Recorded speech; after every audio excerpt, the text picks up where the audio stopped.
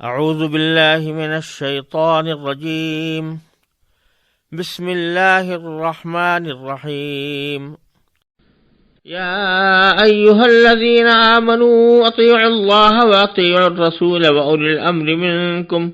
فإن تنازعتم في شيء فردوه إلى الله والرسول إن كنتم تؤمنون بالله واليوم الآخر ذلك خير وأحسن تأويلا۔ آیت مبارک کا ترجمہ یہ ہے، اے ایمان والو، اللہ کی اطاعت کرو اور اس کے رسول کی بھی اطاعت کرو، اور تم میں سے جو لوگ صاحب اختیار ہوں ان کی بھی۔ پھر اگر تمہارے درمیان کسی چیز میں اختلاف ہو جائے تو اگر واقعی تم اللہ اور یوم آخرت پر ایمان رکھتے ہو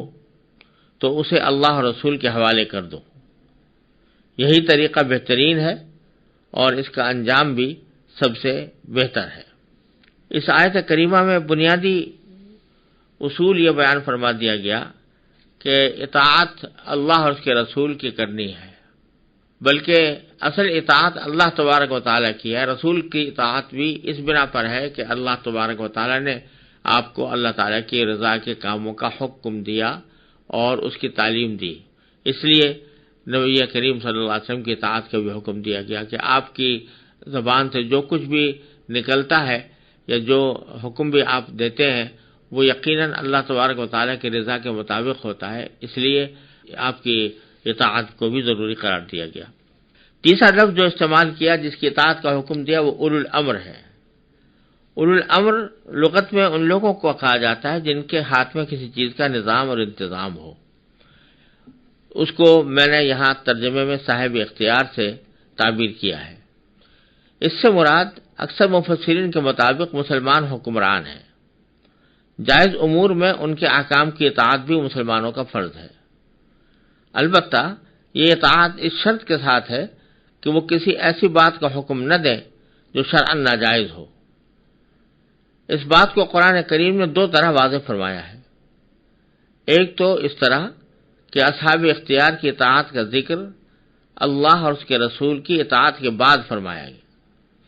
جس میں یہ اشارہ ہو گیا کہ حکمرانوں کی اطاعت اللہ اور اس کے رسول کی اطاعت کے تابع ہے۔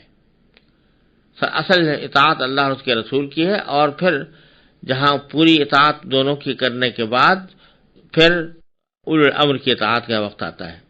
دوسرے اگلے جملے میں مزید صراحت کے ساتھ بتا دیا گیا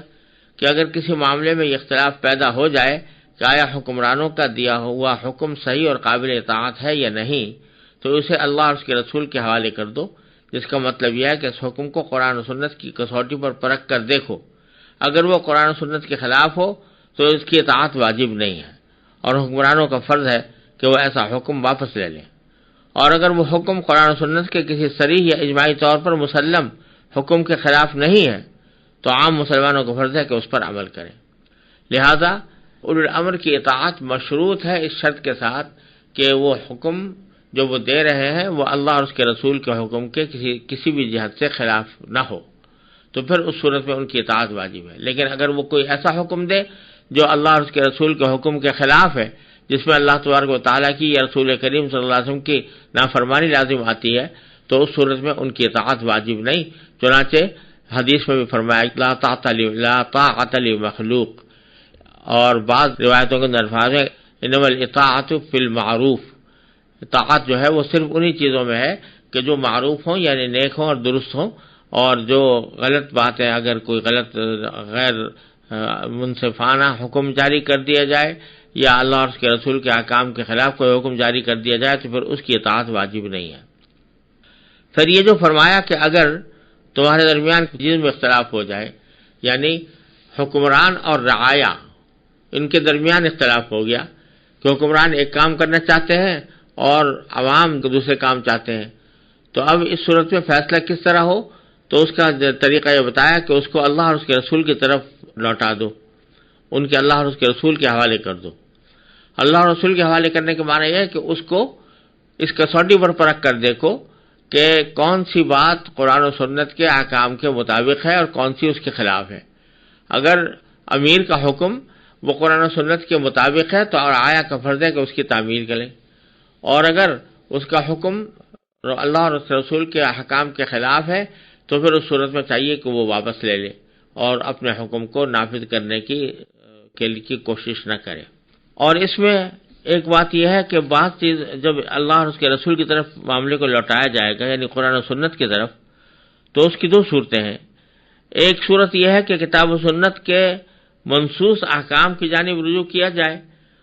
تو اگر واقعی اس مسئلے کا کوئی حل واضح طور پر قرآن و سنت میں مل گیا تب تو آسان معاملہ ہے، اسی کے اوپر عمل کیا جائے گا، اور اگر امیر کا حکم اس کے خلاف ہے تو واپس لے لیا جائے گا۔ دوسری صورت یہ ہے کہ منصوص احکام میں اس کے بارے میں کوئی صراحت نہیں مل رہی، تو اس صورت میں قیاس کے اوپر عمل کیا جائے گا، یعنی اس جیسی کوئی بات اگر قرآن و سنت میں آئی ہے تو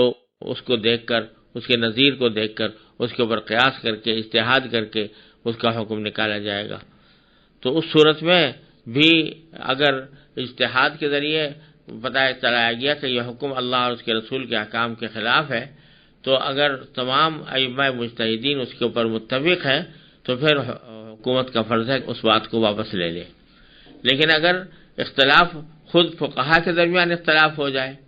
کہ ایک طرف بعض حضرات سمجھتے ہیں کہ یہ قرآن و سنت کے مطابق ہے اور دوسرے سمجھتے ہیں کہ قرآن و سنت کے مطابق نہیں ہے، اور دونوں اجتہاد کے اہل ہیں، علماء اور فقہا ہیں، تو ایسی صورت میں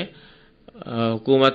کسی ایک کو اختیار کر سکتی ہے۔ اسی کو فقہ میں کہا جاتا ہے کہ حکم الحاکم رافع للخلاف، یعنی اگر فقہا کے درمیان کسی مسئلے میں اختلاف ہو جائے تو حاکم کا حکم اس اختلاف کو رفع کر دیتا ہے، اور حاکم کا حکم جس اجتہادی مسئلے کو بھی اپنا طریقہ بنا لے تو اسی کے اوپر عمل کرنا سب لوگوں کے ذمہ واجب ہو جاتا ہے۔ یہ بھی اولو الامر کی اطاعت کا ایک حصہ ہے۔